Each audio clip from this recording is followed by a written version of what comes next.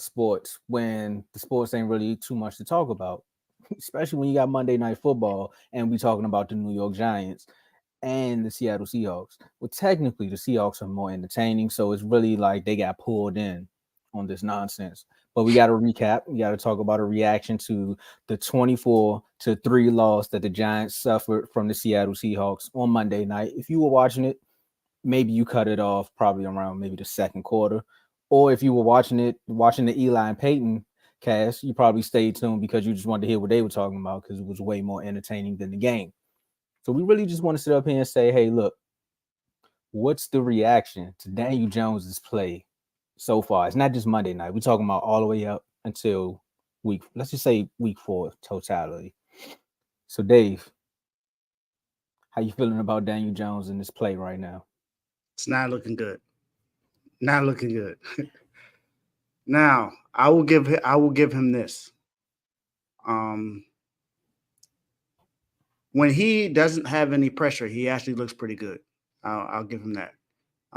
He's able to create first downs with his using his legs. Even last night, he averaged 6.6 yards a carry. He had a long rush for 17 yards last night. So he can create plays, and there are moments that makes him look like he's actually he's a good quarterback. But we all know, and we have said this before multiple times, and we said it on this show. The Giants are nothing without Saquon Barkley. Saquon Barkley is the offense. Without him, this offense is not able to do anything. And I get it. This offensive line isn't one of the greatest, but Saquon is still able to run for 1,000 yards when healthy with this offensive line. So is it really the offensive line? I'll say that it has something to do with it because they allow a season high 11 sacks last night to the Seattle Seahawks. Now, I don't know if anyone predicted this, but I don't think anyone sees the Seattle Seahawks as a top 5 defense or even a defensive line that can create 11 sacks in one game. So there is some criticism that needs to go towards that Giants offensive line, but Daniel Dimes is of no he's of no mission as well. You got to give him some. You got to put this game on him as well. This season on him. He was even though they won that game against the Cardinals, they were down 20 Right. points at least. Right. They lost 40-0 to the Cowboys week 1. That happened. If it wasn't for two straight flags against San Francisco 49ers, they would have lost that game 30-6, not 30-12. Mm. And then last night with the tush push, I mean, come on.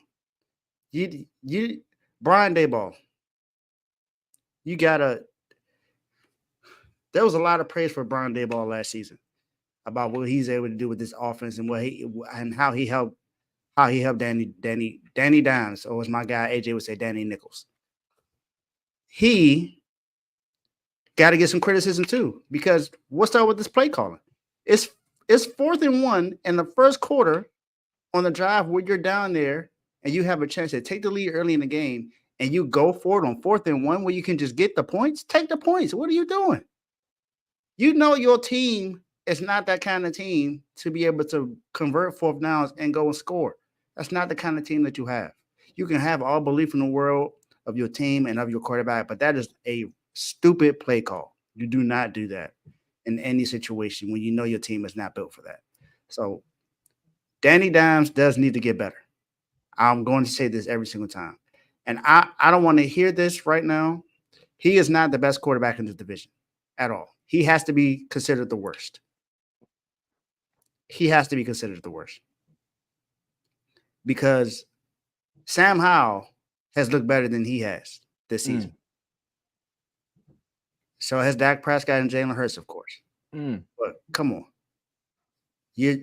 There were people that have defended him. I think the defense needs to stop. Right here, right now. Tomo. So I was sitting back and VH1, BET, they always play reruns of Martin. That's one of my favorite shows, right? And remember when Martin came in after he had a CD player and he was acting like he was Nino Brown? And Tommy was like, man, he was like, what do you actually do? When Cole asked Tommy, he was like, what do you actually do, man? And Martin was like, nothing, Cole. He don't do nothing. And that's Daniel Jones. Because he don't do nothing, Cole. Nothing. What is his job as the quarterback? To pass the ball, make the right reads, and actually get the ball down the field. Now, one thing I will say is that Daniel Jones has in his artillery is when the pocket breaks down, he can take off. He knows how to slide and get out of. Sometimes he doesn't take the big hit. He's learned that from last year. He doesn't trip over himself. He learned that from last year as well. Once he gets out, Mm-hmm. these are some positives. However, I see what the Giants were thinking when they paid him that contract. They gave him that 4-year, $160 million extension. They say, this is our man. We're going to pay 92 that. million guaranteed. Look at that. And he get 46 this year, and he going to get 41 next year. Meanwhile, Saquon got 9 and a prove it deal. Prove it, huh? Look, Saquon, I said it earlier. If I was you, I would call my agent and tell them I'm not coming back until y'all give me my money. Matter of fact, Saquon, you need to pull everyone else on that offense in there too. Darren Waller needs to come in that office. Jalen Hyde, he's a rookie, and he still need to show up in the office. Paris Campbell need to say something. Thibodeau. Let me just go Matt down the Breida list. need to be in there too. Matt Breida, Slayton, Shepard. All your injuries, you can still go in there and say something at this point. Now, let me go to this defense right quick. They went and traded for Isaiah Simmons. Great linebacker. Can make plays. You got Thibodeau, Tack McKinney as a safety. He can make plays. What's my man? Dexter Lawrence. Like, We all know about him. Like, just think of these names. Some teams are out here winning because of their defense. Y'all want to crack jokes about it, but you can actually win a game because of your defense. The Giants defense don't even want to play no more. The right tackle that they drafted, that kid, I don't know what's going on with him, but he don't even want to block no more. He like blocking ghosts. It was one play where he was like this, and there was nobody there. He was already chasing Daniel Jones. Like, did you turn your head around? It's sad. Like, I can come on here and talk bad about Daniel Jones for hours upon hours upon hours and hours. But I also want to give a little bit of, like you said, we got to give a little bit of slack to the coaches as well. Did you know that the Giants were outscored these last 4 games 77-9 in the first half? 77 points were put up on them before halftime. The Cardinals did that. Trust me, I know about the Cardinals. They did that. Also, Daniel Jones is 0-6 on Monday Night Football. He is 1-12 in primetime games, or 1-13 in primetime games. That's Kirk terrible. Cousins is somewhere punching the air. He like, y'all talking about me? And look at this guy. We got to start calling him primetime Danny, man, because he don't do nothing in primetime. He don't even deserve Danny Phantom. That's his name, because he go missing in primetime. That's his name. Also, out of those 0-6 games, a total of 6 points. No, 3 points. 3 points. I'm sorry, 3 points. A total of 3 points. Monday night against Sunday. Was that Sunday night? That was Sunday night against the Cowboys. 0. Then he come back again. Monday, 3 points. Well, no, he was on prime time with us, so he had that's 13 points. You got to count that. I give him 13. I give him that. There you go. 16 points. There you go. That's enough to win a game. You could have stayed in that game. Gino got hurt that game. So let's talk about one more thing, right? Daniel Jones' record without Saquon Barkley is 8-13. His record with Saquon Barkley, y'all don't want to know that. It's impressive. Say it. It's impressive. I gotta find a note. That's why I was trying to prolong it. Matter of fact, I only had a note because it's that impressive. Yeah. But I got the passer rating though. So for those Giants fans, I'll give you that. You can kill me on that segment. But his passer rating with Saquon, 90. His passer rating without Saquon, 76. So he's still in a passing range, but he's 10 times better when you had that running back there. That same offensive line that they say that they don't have, he plays better when that running back is back there. Of course, that threat is there. Also, when you think about the weapons that the Giants have, Hyatt is a rookie, but Paris Campbell came from the Colts. He can make plays. Darren Waller came from the Raiders. He can make plays.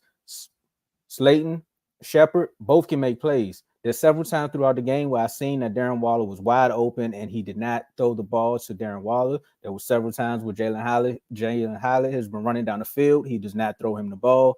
Shepard may get a pass here and there. Slayton may get a pass here and there, but they're not using this guy to the perfection and what he can be. Thank you, Ty. I knew he was gonna have my back. 13, 21, and 1. And the one was with the Commanders. And that's because was it Dayball or was it Rivera that wanted to go for the tie? I think it was Rivera that wanted to go for the tie. And that's the only reason they got the tie. Mm-hmm. Thank you, Ty. Talking about the tie. So look, at the end of the day, James Jones, whoever you is, Danny Jones, Jerry Jones, Mac Jones. Look, the Joneses just need to get together because it's a Jonesing going on right now in New York, and it's not looking good. Let's go to the next subject, man. Yep. Got to get better, Danny. It's crazy. Then the coach threw the tablet at him. He got the nerve. He got the nerve to throw the tablet because he ain't having a good coaching year this year either. He better not throw a tablet at nobody but himself because he need to look at the plays that he calling. Honestly, I need to find out the actual offensive coordinator because he need to go too. Yeah. Hey, they might need to clean house. Kellen, I know you get slack in Dallas, but if you would have went to the Giants and turned their offense up, I promise you would have got a coaching job. I promise you. Jason Garrett couldn't do it, but I think you could have. But with that being said, we have to go from